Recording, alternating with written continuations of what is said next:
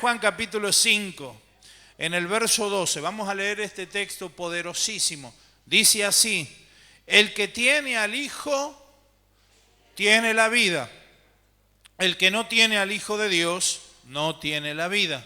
Vamos, repítalo conmigo. Es muy simple, ¿vio? Para aprenderse, y es simple para aprender, para repetirlo. Pero usted, si Dios nos permite, en esta tarde, noche, vamos a estar escudriñando este texto y vamos a ver la profundidad de este texto y cómo resignifica y valoriza algunos ámbitos de nuestra vida cotidiana.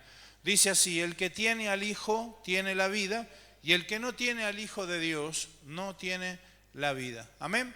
Padre, te damos gracias por esta tu palabra, pedimos tu bendición sobre cada una de nuestras vidas y que tú lleves cautivo todos los pensamientos a ti, a la obediencia en ti, en el nombre de Jesucristo y para la gloria de tu nombre. Poniendo palabras en mi boca, Señor, tomando control y autoridad, Señor, aún de lo más ínfimo, de lo mínimo, para que en esta noche seamos impartidos por tu palabra, en el nombre de Jesús. Amén y amén. Gloria a Dios. El que tiene al Hijo y el que no tiene al Hijo, amén. Gloria a Dios. ¿Sabe que para que podamos entrar en contexto quiero contarles un poquito? Últimamente estuvimos hablando bastante del apóstol Juan, pero quiero que podamos hacer un pequeño repaso de algunas características y que podamos distinguir a lo largo del tiempo el proceso de haber conocido a Cristo y que la luz de Cristo resplandezca en su vida. Seguramente en muchas áreas del apóstol te vas a sentir identificado porque era un hombre común y corriente como vos y como yo. Un hombre que, al igual que vos y que yo, un día descubrió la necesidad de conocer a Dios, esa necesidad interior que lo llevaba y lo impulsaba a tener un encuentro personal con Dios, ¿verdad? Y él, en búsqueda de eso, un día se encontró con Jesús entusiasmado, luego de haber estado con él junto a su amigo Andrés. Fueron a buscar a Pedro, hermano de Andrés, y a Jacobo, su hermano, para contarles que habían encontrado a Jesús, el Mesías, el enviado de Dios, el Hijo de Dios, o por lo menos lo que estos dos jóvenes adolescentes creían hasta ese momento, que luego más tarde estarían confirmando de haber caminado con él esos 3 años de su ministerio y haber vivido las cosas extraordinarias y maravillosas que Jesús hizo en su ministerio. Allí esos dos muchachos, emocionados de haber encontrado a Jesús, de haberse encontrado con el enviado de Dios, comenzaron a prestar más atención a Jesús y a caminar con él.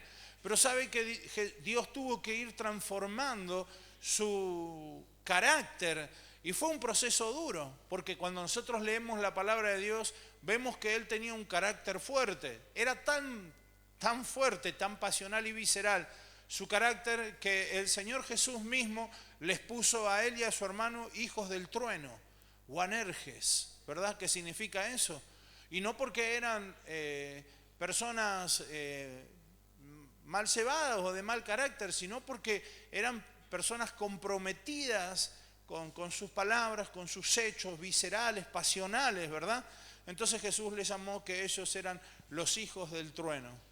Y después, cuando vamos viendo la palabra del Señor, nos damos cuenta de esto, porque los primeros que iban al frente o que hacían algo y tomaban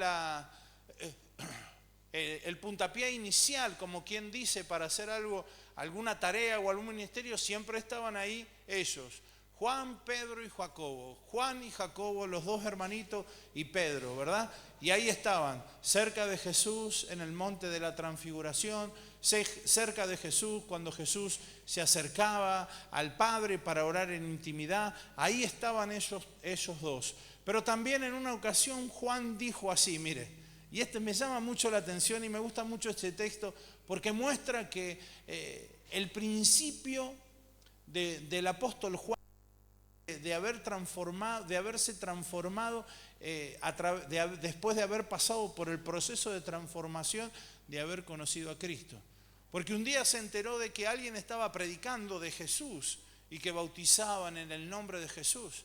Entonces él, para hacer justicia, ¿verdad? Porque le dije que era visceral, era pasional, Le dice, Señor, ¿vos no querés que yo ore al cielo y que caiga fuego y los consuma? El tipo se ve que había estado leyendo Elías y entonces vio que Elías oraba y caía fuego y los quería prender fuego a aquellos que estaban predicando y que no estaban con ellos. Concepto de justicia, pero nosotros vemos a lo largo del tiempo que ya en el ocaso de su vida,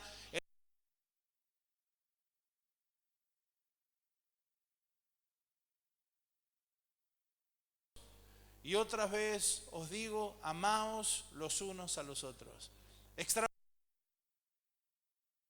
Pasional, impetuoso, con esa búsqueda frenética de Dios, aquel que quería orar para que caiga fuego al ocaso de su vida, estaba diciendo estas palabras tan amorosas por el cual se le conoció y se le llamó el apóstol del amor, ¿verdad? Porque él era el que hablaba estas palabras. Lo que nos muestra esto es el proceso y cómo Dios puede transformar a aquellas personas después de haberse encontrado con Jesús. Y cuando ya estaba en esta época de madurez espiritual, el apóstol le escribe una carta a las iglesias y les exhorta con amor, siempre con amor, porque tenemos un concepto equivocado. A veces nosotros creemos que la exhortación tiene que ser con un grito, con un reto o con un maltrato, y no siempre tiene que ser así. La exhortación es un llamado de atención, es una corrección, es una palabra que nos va a direccionar, ¿verdad? Y el apóstol exhortaba a la iglesia a que busque de Jesús, a que crea en Jesús, a que se atreviera a poner su confianza en Jesús, porque Él es la expresión de la vida. Y en medio de esa exhortación hace esta declaración, ya con un transitar, ya con una transformación, ya con una madurez diferente, hace esta declaración y dice, el que tiene al Hijo tiene la vida, y el que no tiene al Hijo de Dios no tiene la vida. La pregunta que nosotros muchas veces nos tenemos que hacer es, ¿tenemos al Hijo de Dios? ¿Estamos plenamente convencidos de que tenemos al Hijo de Dios?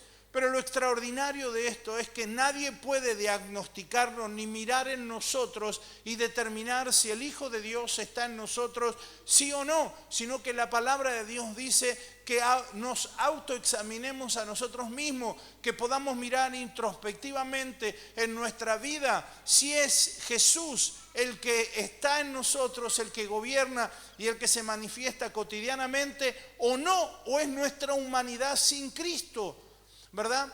Y la fórmula para poder hacer este diagnóstico y esta determinación la encontramos justamente en la misma palabra, cuando Jesús dice, al árbol se le conoce por sus frutos. Un árbol bueno no puede dar malos frutos y un árbol malo no puede dar buenos frutos. No son mis palabras, son las palabras de Jesús. Jesús le enseñaba esto a sus discípulos. ¿Para qué? Para que también podamos mirarnos introspectivamente y ver cuáles son nuestras actitudes, nuestras reacciones, ¿verdad? Nuestras palabras cotidianas, lo que hablamos y lo que dejamos de decir, lo que hacemos, los gestos y lo que producimos en el otro. Iglesia amada del Señor, usted sabe que el que porta vida produce vida.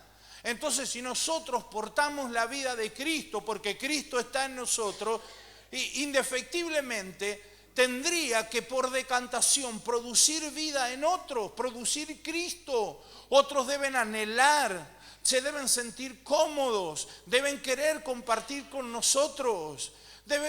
Debemos tener esa... Mire, y no le estoy hablando de que usted tenga muchas palabras y no estoy hablando de caracteres, ni de carisma, ni nada por el estilo, sino que estoy hablando de portar la vida de Cristo en nosotros y de expresar la vida de Cristo. ¿Cómo sabemos cuando sucede eso? Porque examinamos nuestros frutos y vemos que la gente anhela compartir y desea pasar tiempo con nosotros. Escucha nuestras palabras, nuestros consejos o simplemente le agrada estar con nosotros. Es porque lo de Cristo es atractivo, hermano. La vida de Cristo es atractiva. Y no estoy hablando, por favor, Dios tenga misericordia de mi vida, no estoy hablando de ningún tipo de seducción ni nada por el estilo. Lo estoy hablando de atractivo porque es anhelable. Las personas anhelan eso porque la vida de Cristo, la vida del Hijo de Dios en nosotros, la que se produce a través de ese encuentro y ese proceso, es deseable. Cuando nos ven, van a querer. ¿Por qué a pesar de las situaciones? ¿Por qué conociendo tus situaciones y tus problemas todavía seguís sonriendo? ¿Por qué tenés esa sonrisa? ¿Por qué estás contento? ¿Por qué nunca una palabra negativa? ¿Por qué no te quejas? ¿Por qué no criticás? ¿Por qué no insultás? Una vez alguien me dijo, sacate el traje de pastor y decí lo que tenés que decir, me decía. Pero es que no puedo, le digo, no es que yo tengo algo puesto que puedo sacar o ponerme, ¿verdad? Es algo que está en nosotros. La vida que está en nosotros se expresa de una manera diferente y en ocasiones hasta incomoda a otros, pero es atrayente porque la gente quiere escuchar el consejo, quiere escuchar la opinión, quiere saber qué decimos, pero solamente cuando se expresa en nosotros. Por eso es importante que sonriamos. Vamos a ver, mira alguno que tengas por ahí, mostrarle tu mejor sonrisa. Vamos, sonreíle. Decirle la vida de Cristo, ¿sí? Dale, decirle, la vida de Cristo en nosotros se expresa con una sonrisa, ¿sí? Pregúntale, a ver, miralo al que tenía al lado. Miralo, por favor, y decirle, ¿qué merendaste? ¿Vinagre? Vamos, sonreí, decirle.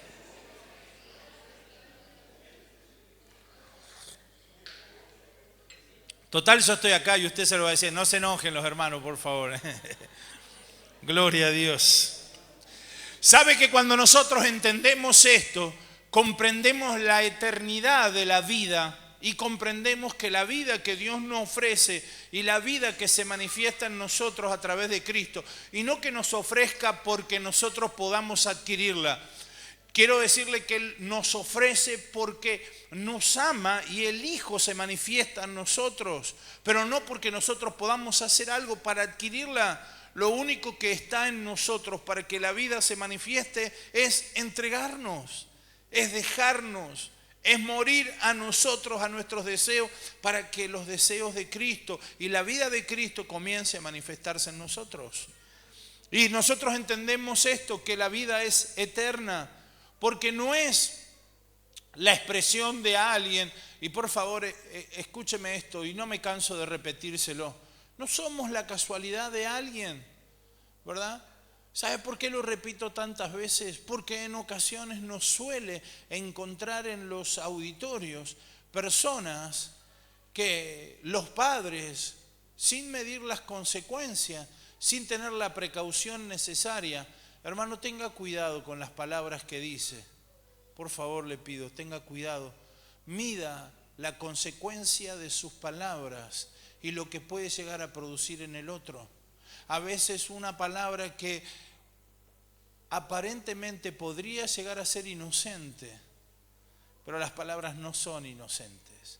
Las palabras son dichas y expresadas con intencionalidad.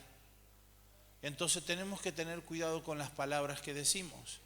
Nos ha pasado estar en auditorios y tener que ministrar y ver gente que viene y que te dice, a mí me dijeron que mis papás no me buscaron, que yo soy una casualidad. ¡Wow! ¿Y sabes qué? Vos no sos una casualidad de la vida. Si vos estás en este tiempo, si estás en esta generación, si caminás sobre la tierra de los vivientes, es porque Dios así le ha placido que sea en este tiempo y en esta generación. Es porque obedeces a un diseño eterno. Es porque sos parte de un cuerpo.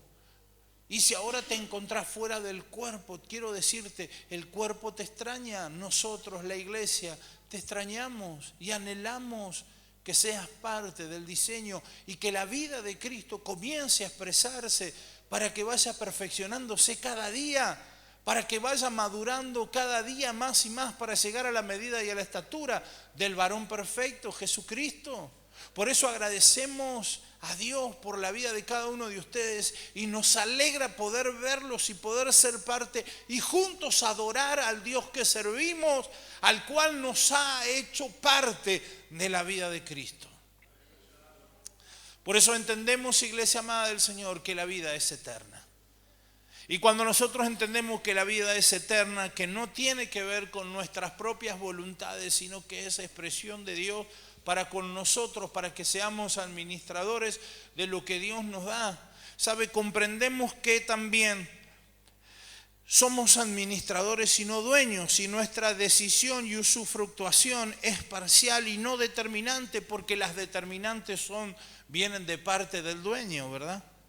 Él es el que determina cuándo y hasta cuándo. Nosotros simplemente administramos, esperando el momento del cumplimiento de aquellas decisiones determinantes del dueño de la vida. Porque nuestra vida es un don de Dios para nosotros. Y la vida de Cristo es un don de Dios para nosotros. ¡Wow! Por eso podemos decir que el que tiene al Hijo tiene la vida, pero el que no tiene al Hijo de Dios no tiene nada. Amén. Cuando nosotros comprendemos eso, hay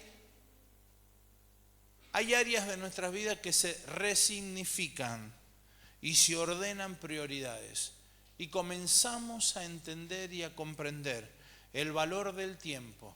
Mire, 3 cosas le voy a decir. El valor del tiempo, el valor de los recursos y el valor de lo que amamos. Amén. El valor del tiempo, el valor de los recursos y el valor de lo que amamos. El valor del tiempo porque comenzamos a comprender que el tiempo no es nuestro, ni siquiera nosotros podemos manejar el tiempo. Y no estoy hablando de la lluvia, del sol, del frío, del calor. ¿Sí? Uno puede anhelar, desear y querer, pero estoy hablando del tiempo que transcurre, las horas del reloj. Nosotros no la podemos manejar porque las horas avanzan y no hay una palanca, un switch, un botón que nosotros podamos detener el tiempo. Cuánto quisiéramos, ¿verdad? Poder detener el tiempo en algún momento tan lindo y tan agradable, pero no podemos, amados, no podemos detener el tiempo. Así que tenemos que ser buenos administradores. Y para eso, para administrar bien, necesitamos sabiduría, usar bien lo que tenemos. Eso es sabiduría. Necesitamos prudencia para medir con las consecuencias de lo que hagamos y dejamos de hacer antes de tiempo. Pero sobre todas las cosas, la prudencia y la sabiduría, necesitamos la gracia de Dios en nuestro favor para que podamos entender lo importante que es la buena administración de los tiempos. Entonces, ¿sabe qué, iglesia amada del Señor? Se resignificará lo que es pérdida y ganancia.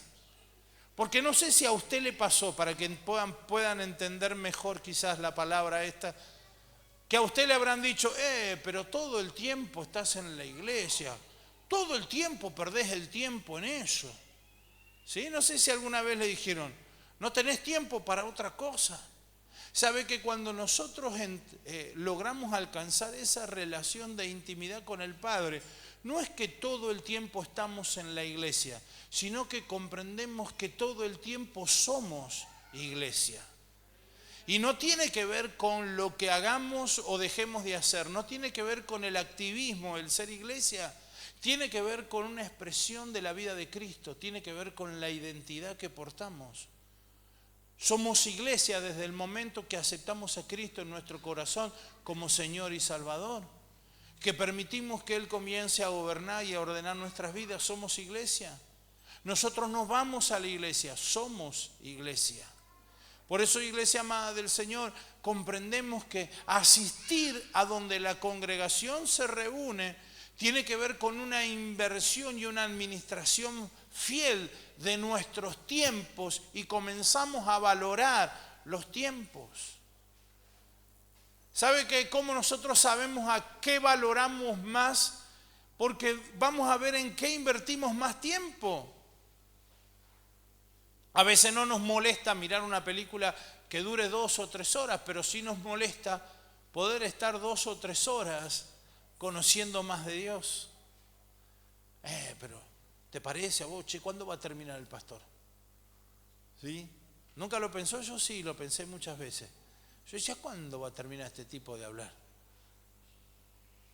Pero ¿sabe? Cuando a medida que vamos madurando en la vida de Cristo, nosotros vamos tomando mayor significado del valor de los tiempos y comenzamos a ver lo que es pérdida y ganancia.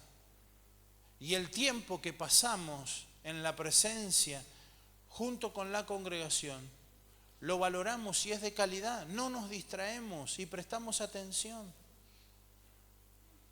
¿Sabe por qué? Y ahora le voy a dar una manito a los porteros. ¿Sabe por qué la gente entra y sale muchas veces y va al baño 4 o 5 veces en 2 horas que está en la congregación?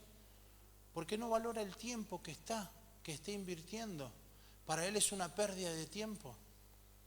¿Sabe qué? ¿Cuáles otros de los síntomas? Mirar el celular en medio de la congregación cuando se está predicando la palabra. Significa que no valorás el tiempo de lo que se está diciendo, porque no te interesa lo que te están diciendo. Porque si no invertirías el tiempo, cuando a vos te interesa lo que te están diciendo, hacés callar a todo y te olvidás de todo lo que está alrededor. Porque valorás el tiempo que estás invirtiendo. ¿Me entendés, iglesia amada del Señor? Poder entender eso es comprender lo que es pérdida y ganancia. Y podemos comprender mejor la palabra que el apóstol Pablo decía en Gálatas capítulo 2. Ya no vivo yo, Cristo vive en mí. Y lo que ahora vivo, lo vivo en la fe. Lo que ahora vivo en la carne, lo vivo en la fe del Hijo de Dios. Pablo no era que dejaba de vivir, sino que decía, ya no vivo yo, ahora me ocupo todo mi tiempo. Y no hay cosa más importante que conocer de Dios. ¿Sabe? Cuando nosotros entendemos esto, comprendemos que el tiempo invertido produce ganancias.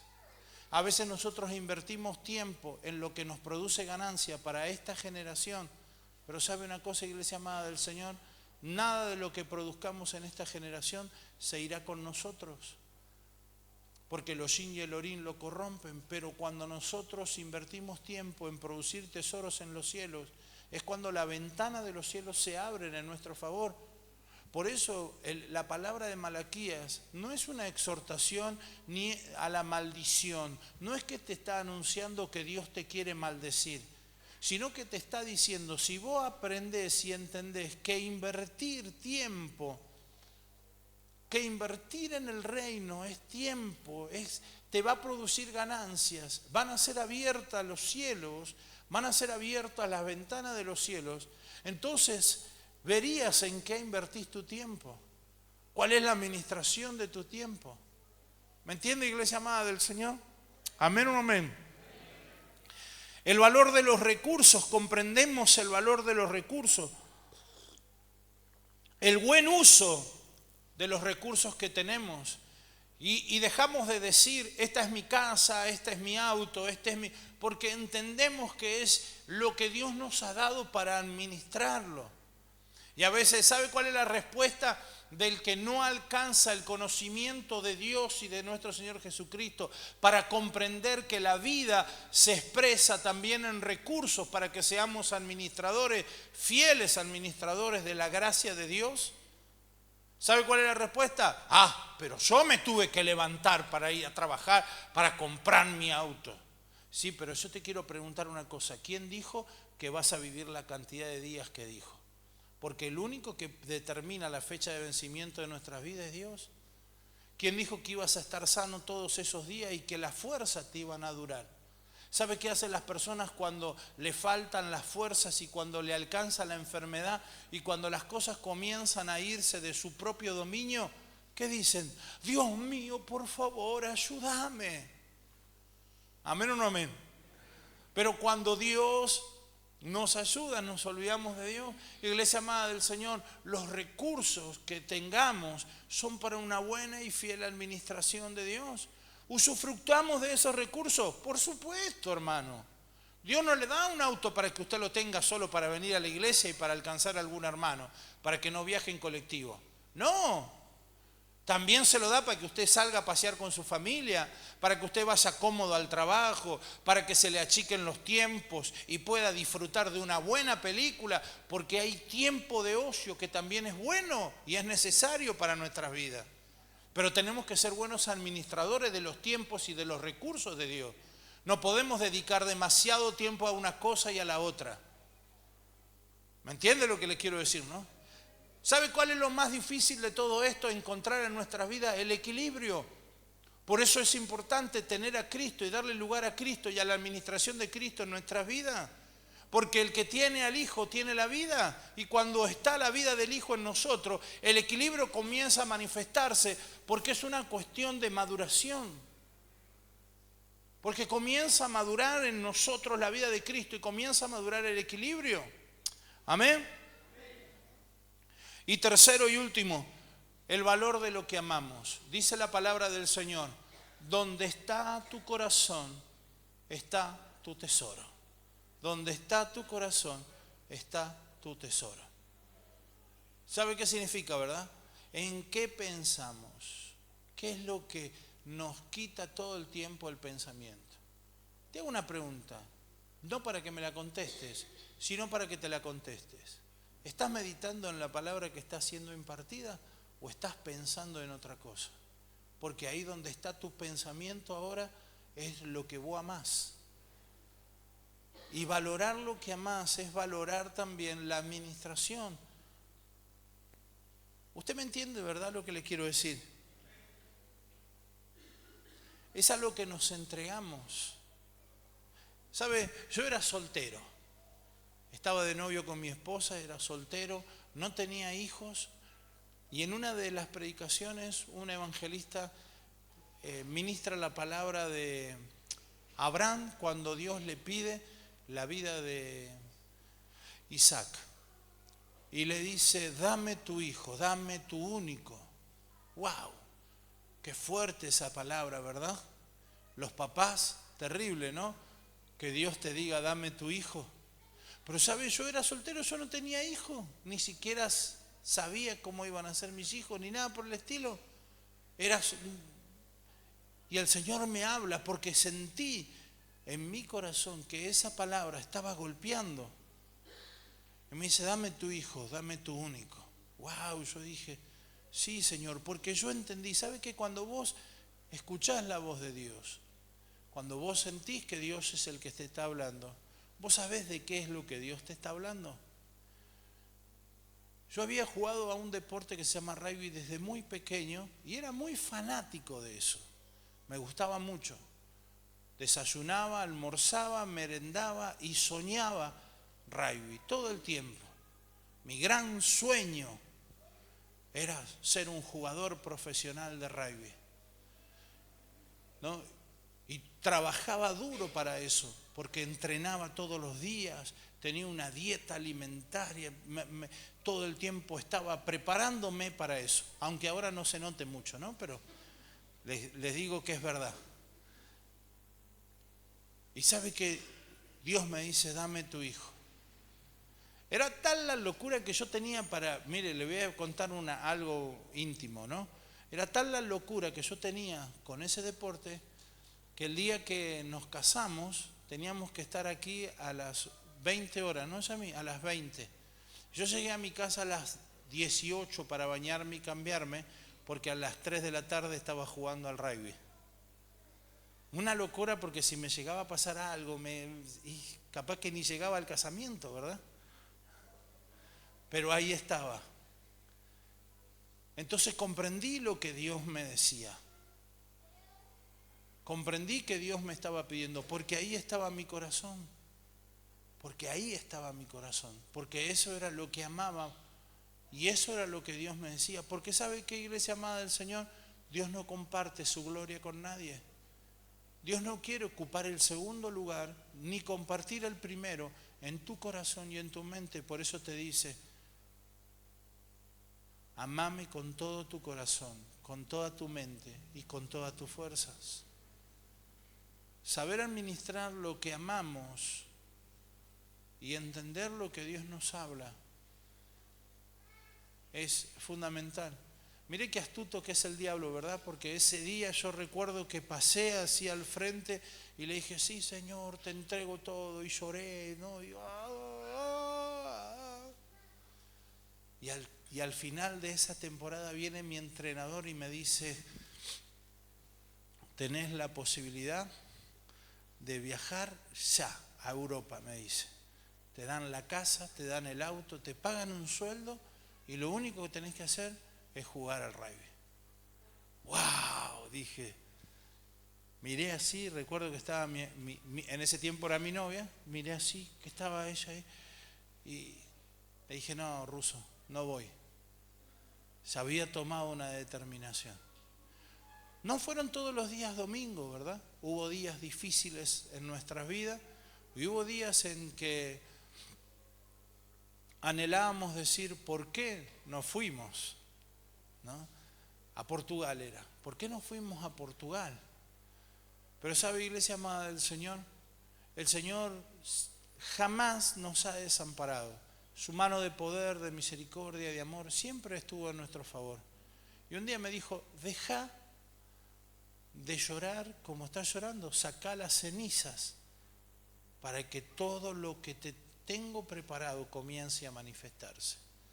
¿Sabe, iglesia amada del Señor, que en muchas ocasiones hay cosas en nuestro corazón que son más importantes que Dios en nuestra propia vida? A veces pueden ser recursos, a veces pueden ser la administración del tiempo, pero en otras ocasiones suelen ser personas, actividades que nosotros hacemos y amamos. Y no tiene que ver con los tiempos que le invertamos, o sí, porque a veces lo amamos tanto que invertimos demasiado tiempo. Y no tiene que ver con los recursos que le invertamos, o sí, porque a veces invertimos demasiados recursos. Yo recuerdo que no era un problema para mí el costo, ni los recursos que tenía que invertir para realizar esa actividad. Siempre lo veía como una inversión, siempre lo veía como algo que era bueno y que era mío, porque lo amaba con todo mi corazón. ¿Sabe? Porque a veces nosotros somos reticentes a la hora de ofrendar, y no estoy hablando de ofrendar de dinero, ¿verdad? Pero a veces tenemos que explicar y ser cauto con las palabras que decimos y todo, porque no hemos alcanzado la maduración, porque no tenemos la vida de Cristo. Porque cuando tenemos la vida de Cristo, la misma vida nos testifica de la generosidad, porque Cristo es generoso. Es tan generoso que ha entregado su vida por usted y por mí, sin pedirnos nada a cambio, pero no dio un pedacito. No dijo, bueno, este vale un dedo, este vale dos, este vale un pedacito, este vale el dedo gordo del pie nada más, o el dedo chiquito. No, Él se entregó por completo. Él entregó toda su vida por completo. Él entregó todos sus sueños. Él entregó toda su sangre para que usted y yo seamos redimidos y para que portemos su vida, que es una vida en abundancia, una vida de gracia, una vida de sabiduría, una vida de prudencia, una vida de buenas administraciones de los tiempos y de los recursos. Amén. Termino con una ilustración que seguramente en alguna otra ocasión la habré contado, pero quiero contársela en esta noche igual. Había un gran general del ejército griego, un hombre que llegó a conquistar y a extender el ejército de una forma extraordinaria, Alejandro Magno.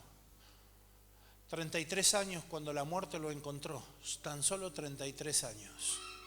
Pero en ese poco tiempo logró hacer famoso al ejército que él comandaba, por su estrategia, por su sabiduría, por su prudencia a la hora de tomar decisiones, pero sobre todas las cosas por la fiereza con la que atacaban a cada uno de los ejércitos contrarios, destruyéndolos, ¿verdad? Eran desalmados totalmente. Pero ¿sabe de qué murió con 33 años? De una enfermedad venérea, sífilis, que hoy con una inyección de penicilina se salvaría. Pero a los 33 años la ciencia no le encontró la solución. Y él le dijo a todos los que estaban a su alrededor, 3 cosas quiero pedirles en el lecho de mi muerte. Una, que mi ataúd, mi féretro, lo lleven los científicos, los médicos de la época. La segunda es que mis manos vayan fuera del ataúd colgando y que delante del transitar de mi ataúd hasta mi sepultura se arrojen las riquezas que conquistamos con el ejército. Sorprendidos los que estaban a su alrededor le preguntaron, ¿y por qué es esto? Para que puedan entender que la muerte no tiene solución para la ciencia del hombre, que como hemos venido nos vamos con las manos vacías y que todo lo que logremos alcanzar en esta tierra pertenece a esta tierra y en esta tierra se queda. Iglesia amada del Señor, Alejandro Magno era un impío, un hombre sin temor de Dios, un hombre que jamás se preocupó por lo que Dios podía decir u opinar de él. Pero cuánta sabiduría había en estas palabras, cuánta prudencia, cuánta gracia de parte de Dios expresada a través de estas palabras, ¿verdad?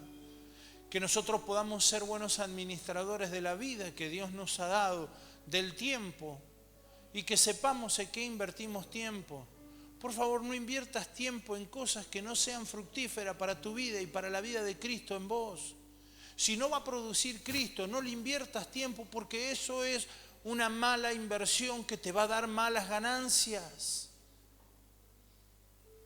Si los recursos que tenés lo estás gastando en cosas que...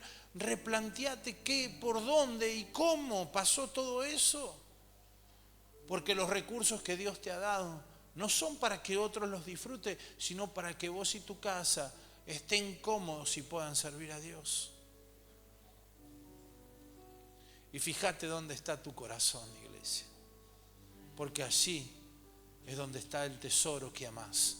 Es allí donde vos pones tus pensamientos y es allí donde vos pones toda tu fuerza. Por eso cuando nosotros entendemos que el que tiene al Hijo tiene la vida, se resignifican estos valores y nuestras decisiones, nuestras palabras y nuestras actitudes son transformadas, son modificadas, son maduradas, son perfeccionadas por la vida del Hijo en nosotros. Haceme un favor, mira al que tenés al lado y decirle, el que tiene al Hijo tiene la vida. Amén. Vamos, póngase de pie, levante su mano y diga conmigo, Padre, gracias te damos